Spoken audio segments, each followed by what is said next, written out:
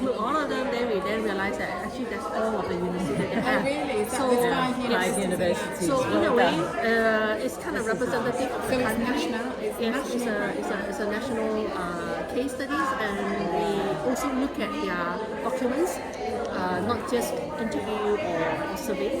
And this is ongoing. I tell them that please continue because we need rich data to build a very strong case of the country.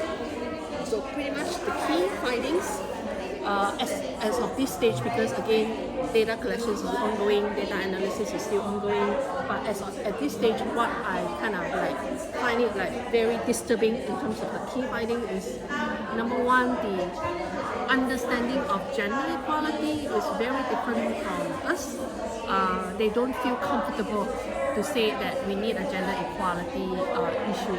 So when I ask them, do you think it's important to have gender equality in recruitment and promotions? No. Why should we? When you say gender equality in promotion, are you trying to say that we women is going to be favored? Are you saying that that means men is going to be discriminated? So they have this quite negative perceptions about gender equality, but then when you look at the data, it's true that men occupy all of the top positions.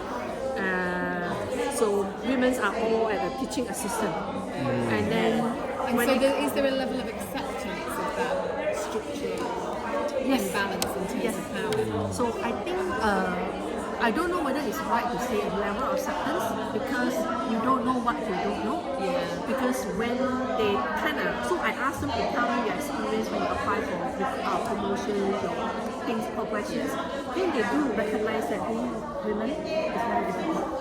They do recognize the fact that when there's a PhD opportunity arise, my men colleagues can go, no problem at all. But by the time I make arrangements with my husband, who's going to take care of my elderly parents, who's going to take care of my children, the scholarship opportunity gone. So it's true that this is a difficulty, but I think they are not being exposed enough to recognize that this is a problem. They just accept that this is like this. Everybody go through this like this. Yeah. So probably maybe a bit of low sense of entitlement is potentially one of the issues. So that's one. Number two, lack of rightly qualified women candidates for higher positions. Women in Laos are less likely to take up further development opportunities if they arise. When I first started, I thought, because I'm from Malaysia, I kind of assumed that how bad can that be? Worst case scenario, you can guess. In terms of number of academics with a PhD, what do you think would be the proportion like? In Laos. And what's the proportion of women students? PhD holder as an academic. Being an academic, I'd say under 10. Yeah, 5%. 5%. because you guys understand the situation now.